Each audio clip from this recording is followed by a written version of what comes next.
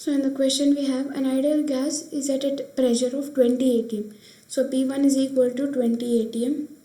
It's at a temperature of T1 is equal to 27 degrees Celsius.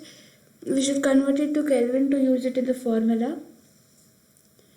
So 27 degrees Celsius is equal to 27 plus 273 degree plus 273. So this is equal to 300 Kelvin. So this T1 is equal to 300 Kelvin.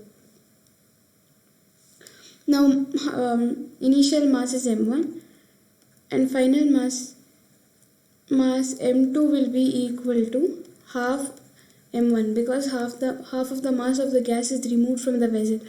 But in both the cases volume remains same.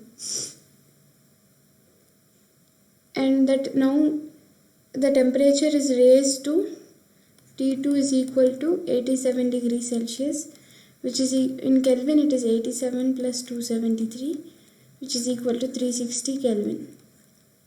T2 is equal to. We need to find what is the pressure at this temperature, that is P2. We can use ideal gas equation over here. For first case 1, we know the formula PV is equal to, instead of N we can write MRT. V is equal to M is M1, R is R into T1 is 300 by P, which is 20 atm. 0 will get cancelled, 2 1s, 2 15s. So V is equal to M1 R into 15. Next for case 2, we can use the same formula PV is equal to MRT.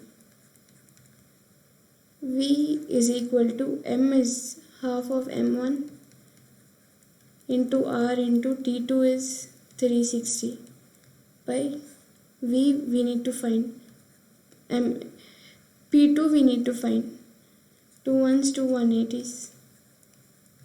So V is equal to 180 into M1 into R by P2.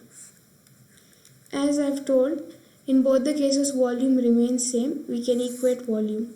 So we can equate volume. So M1 into R into 15 is equal to 180 into M1 into R by P2.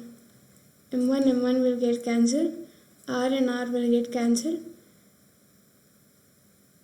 3 5s, 3 60s, 5 1s, 5 12s. So P2 is equal to 12 atm. So the option is 3.